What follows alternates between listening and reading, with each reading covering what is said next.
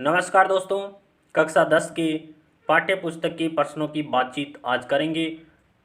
पहला अध्याय है, नीचे दी गई अभिक्रिया के संबंध में कौन सा कथन असत्य है। असत्य कथन यहाँ पर बताना है। एक समीकरण दी गई है 2PbO प्लस सी कार्बन 2Pb प्लस CO2।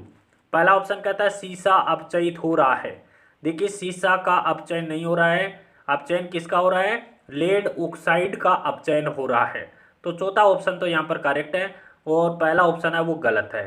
यानी शीशे का अपचयन नहीं हो रहा है। अपचयन किसका हो रहा है? लेड ऑक्साइड PbO का अपचयन हो रहा है, क्योंकि PbO से ऑक्सीजन हट रही है और जहां से ऑक्सीजन हटती है उसका अपचयन होता है।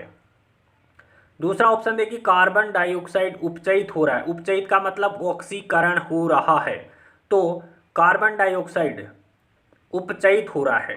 तो कार्बन डाइऑक्साइड है वो उपचयित नहीं हो रहा है।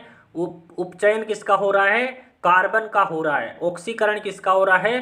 कार्बन का हो रहा है, क्योंकि कार्बन के साथ ऑक्सीजन जुड़ रही है। जिसके साथ ऑक्सीजन जुड़ती है उसका ऑक्सीकरण होता है या उपचयन होता है। तो दूसरा ऑप्शन गलत है, तीसरा ऑप्शन सही है। कार्बन उपचयित हो रहा है क्योंकि कार्बन के साथ ऑक्सीजन जुड़ रही है। सी और डी ऑप्शन है वो तो यहाँ पर करेक्ट है। पहला और दूसरा ऑप्शन है वो यहाँ पर गलत है। असत्य कथन यहाँ पर पूछा गया है, तो ए और बी इसमें है। पहला ऑप्शन यहाँ पर राइट हो जाएगा कि ये दोनों ऑप्शन है वो असत्य है। प्रश्न संख्या 2 देखिए, Fe2O3 plus 2Al Al2O3 plus 2Fe ऊपर दी गई अभिक्रिया किस प्रकार की है?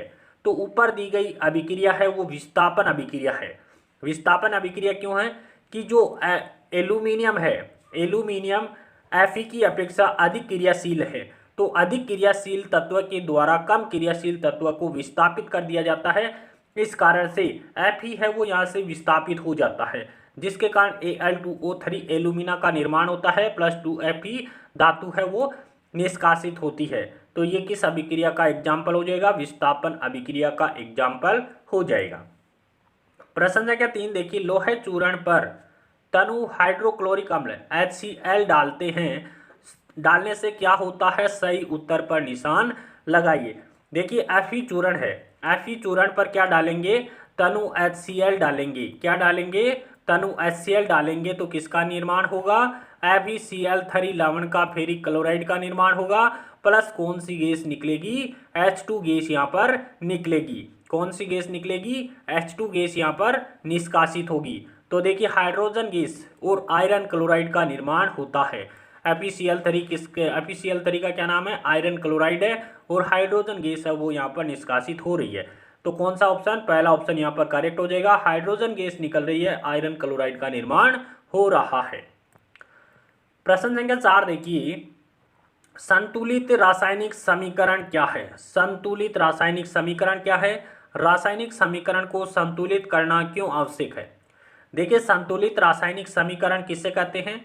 संतुलित रासायनिक समीकरण वह होता है जिसके दोनों पक्ष की बात करें तो अभिकारक और उत्पाद आ जाते हैं। दोनों पक्षों में कौन आते हैं? अभिकारक और उत्पाद आ जाते हैं। उनमें प्रत्येक तत्व के परमाणुओं की संख्या है वो बराबर होती है। उस अभिक्रिया को संतुलित रासायनिक समीकरण कहते हैं। रासायनिक समीकरण को संतुलित करने का महत्व क्या है? द्रव्यमान संरक्षण नियम के अनुसार किसी भी रासायनिक अभिक्रिया में द्रव्यमान का न तो निर्माण होता है और न ही उसका विनाश होता है।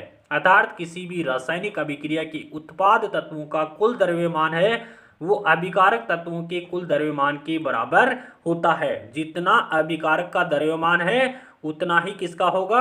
उत्पाद का द्रव्यमान होगा। अतः रासायनिक अभिक्रिया के पहले एवं उसके पश्चात प्रत्येक तत्व के परमाणु की संख्या है वो समान होती है। इसलिए कंकाली समीकरण को संतुलित करना आवश्यक होता है। देखिए Fe plus H2O Fe3O4 plus H4H2 ये क्या है? कंकाली समीकरण है। इधर देखिए Fe का एक परमाणु है, इधर Fe के 3 परमाणु है। अर्थात जो रासायनिक समीकरण संतुलित नहीं है उसको कंकाली या ढांचा रासायनिक समीकरण कहते हैं। अर्थात अभिकारक और उत्पाद में परमाणुओं की संख्या समान नहीं है, उस समीकरण को क्या कहते हैं? कंकाली या ढांचा रासायनिक समीकरण कहते हैं। और इस रासायनिक समीकरण को, इसको 3Fe+4H2O Fe3O4+4H2 संतुलित समीकरण, यानी दोनों तरफ ये अभिकारक है, ये अभिकारक और इस तीर के निशान के इधर वाले उत्पाद है। अभिकारक और उत्पाद दोनों तरफ अगर परमाणुओं की संख्या समान है तो वो क्या है, संतुलित रासायनिक समीकरण कहलाती है।